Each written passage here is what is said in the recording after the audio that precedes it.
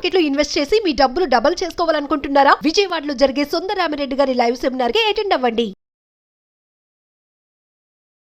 నమస్తే, welcome back to Suman TV. నేను మీ సంజయ్. ఈరోజు మనతో పాటు ఉన్నారు ఇంటర్నేషనల్ సర్టిఫైడ్ మైండ్ఫుల్నెస్ మరియు హ్యాపీనెస్ కోచ్ డాక్టర్ అనూహ్య గారు. మేంతో మాట్లాడి కొన్ని విషయాలు తెలుసుకుందాం.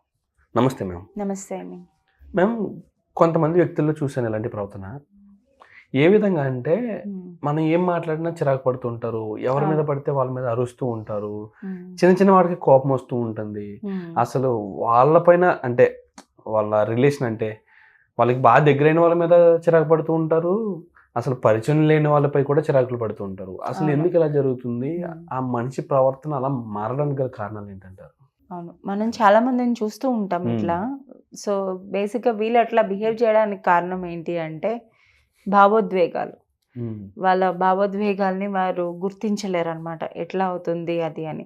అందుకని వీరు ఇట్లా తరచూ ఎదుటి వ్యక్తి మీద కోప్పడటం కానీ, చాలా ఇరిటబుల్గా ఉంటారనమాట, చికాగ్గా కాన్స్టెంట్గా పొద్దున్న లేచిన దగ్గర నుంచి మళ్ళీ రాత్రి పడుకున్నంత వరకు వాళ్ళు అదొక రకమైన చిరాకుని క్యారీ ఫార్వర్డ్ చేస్తూ ఉంటారు.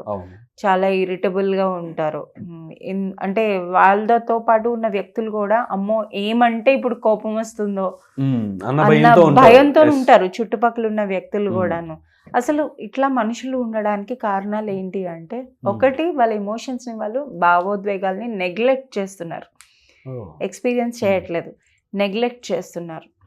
వాటిని నెగ్లెక్ట్ చేసి వీళ్ళు ఎట్లా బిహేవ్ చేస్తారంటే, నెగ్లెక్ట్ చేస్తూ వాళ్ళు కంటిన్యూస్గా ఏదో పనిలో ఉండి బిజీగా అయిపోదాము, ఏదో వర్క్ అనేది పెంచుకుందాము, అట్లా ఉండటానికి ట్రై చేస్తూ ఉంటారు.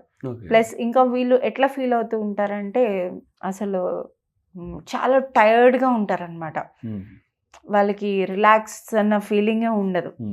వాళ్ళు ఎంత నిద్రించి లేచినా కూడాను వాళ్ళకి ఒక కాన్స్టెంట్ టైర్డ్నెస్ అనేది ఉంటుంది. సో ఇలాగ ఓవర్ రియాక్ట్ అవుతూ ఉంటారు. సో వీళ్ళందరూ కూడాను ఎట్లా నేర్చుకోవాలి? ఫస్ట్ వీళ్ళు ఏం నేర్చుకోవాలి? వాళ్ళ భావోద్వేగాలను వాళ్ళు అబ్జర్వ్ చేయాలి, వినడం అనేది నేర్చుకోవాలి. చాలా కొత్తగా ఉంటుంది మీకు నేను వినడం అనేది చెప్పటం వల్ల. సో మైండ్ఫుల్నెస్ అనేది చాలా ఉపయోగపడుతుంది అనమాట. ఎవరైనా ఒక మనిషి ఇమోషన్స్ అనేవి బ్యాలెన్స్ చేసుకోవడానికి మైండ్ఫుల్నెస్ చాలా ఉపయోగపడుతుంది. సో కొన్ని సింపుల్ స్టెప్స్ చెప్తాను, అవి ఏంటో ఇవాళ తెలుసుకుందాం. First, pause. మైండ్ఫుల్నెస్ అంటేనే పాజ్. ఎప్పుడైతే మీరు ఇట్లా అంటే మీ ఎండ్ సేమ్ బ్యాక్ మళ్ళీ ఇక్కడ అవేర్నెస్ తెచ్చుకొని, ఎప్పుడైతే మీకు అట్లా రియాక్ట్ అవుతున్నారు అని అనిపిస్తుందంటే ఇమీడియట్గా అక్కడ ఆగిపోండి. మీరు చేస్తున్న పని అక్కడ ఆపేసి అక్కడ నుంచి లేచి ఒక 10 అడుగులు దూరం వెళ్ళండి, మీకు అలవాటు అయ్యే వరకు. సో ఆ బ్రేక్లోని ఏమవుతుందంటే కొంచెం మనం ఆ రియాక్ట్ అవ్వడం అనేది తగ్గుతుంది. సెకండ్ క్వశ్చన్ మీకు మీరు అడగాల్సింది ఏంటి అంటే, అసలు నేను ఏంటి ఫీల్ అవుతున్నాను ఇప్పుడు? కొంతమందికి అది కూడా తెలీదు. ఆ రీజన్ రాక వాళ్ళకి కోపం వస్తూ ఉంటుంది. కానీ మీకు మీరు అబ్జర్వ్ చేసుకోవాలి, నేను ఎందుకు ఫీల్ అవుతున్నాను ఇలాగా, నేను ఏంటి ఫీల్ అవుతున్నాను. ఆ భావోద్వేగానికి ఒక పేరు అనేది ఇవ్వండి, అవాయిడ్ చేయడం కాదు.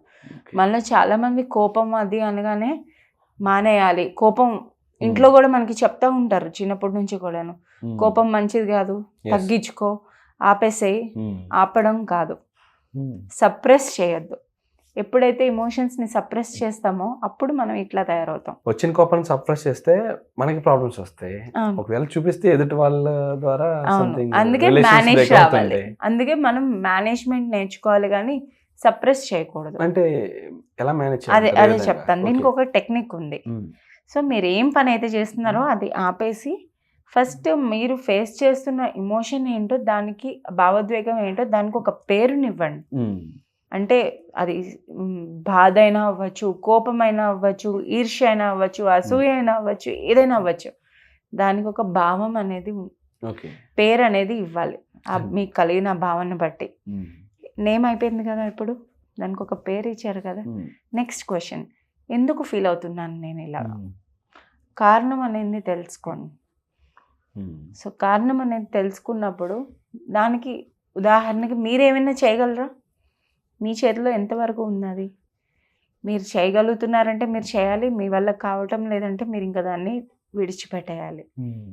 ఎట్లా మనం చాలా వింటూ వచ్చాము, ఏంటది, కళ్ళు మూసుకొని 10 నుంచి 1 అంకెలు లెక్క పెట్టు, ఇట్లా చెప్తూ ఉండేవారు కదా. వాళ్ళు ఏం చెప్తున్నారు? ఇదే విడడం అనేది నేర్పిస్తున్నారు, లెటింగ్ గో అనేది మనకి నేర్పిస్తూ వచ్చారు. సో మళ్ళీ కొంచెం కామ్ అయిన తర్వాత మళ్ళీ యూ కమ్ బ్యాక్, మీరు ఏం చేస్తున్నారో ఆ పనికి మళ్ళీ రిటర్న్ చేయాలి. ఫస్ట్ మీరు షిఫ్ట్ అనేది అయిపోవాలి అక్కడ నుంచి వస్తుంది అన్న వెంటనే.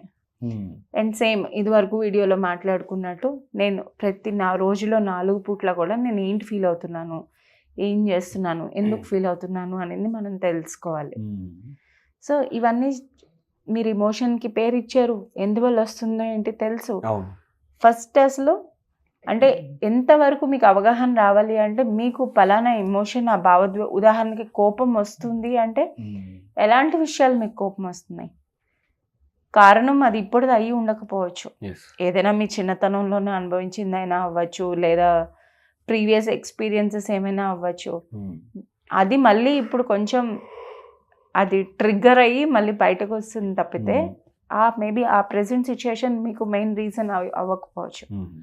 సో ఇలా చెక్ చేసుకుంటూ ఉండాలన్నమాట. రోజు జర్నల్ చేసుకోవడం. ఏంటి జర్నల్ చేస్తారు, ఆ రోజు పడుకునే ముందు ఇవాళ రోజున నా మూడ్ ఎలా ఉంది, ఒక మూడ్ ట్రాకర్ అని చెప్పి పెట్టుకుంటాం, మీకు బయట కూడా దొరుకుతూ ఉంటాయి, మూడ్ ట్రాకర్ అని దొరుకుతూ ఉంటుంది.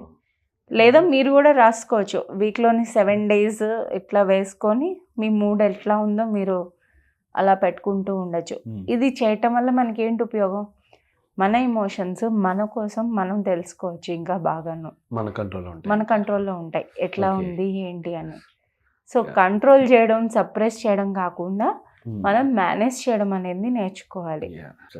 నిజంగా ప్రతి ఒక్కరు కూడా పెద్దలు ఇదే చెప్తుంటారు, కోపాన్ని తగ్గించుకో కంప్రెస్ చేసుకోమని చెప్తుంటారు, వాళ్ళు తెలిసినా తెలియకపోయినా. కానీ దానివల్ల మనకు ప్రాబ్లమ్స్ వస్తాయి.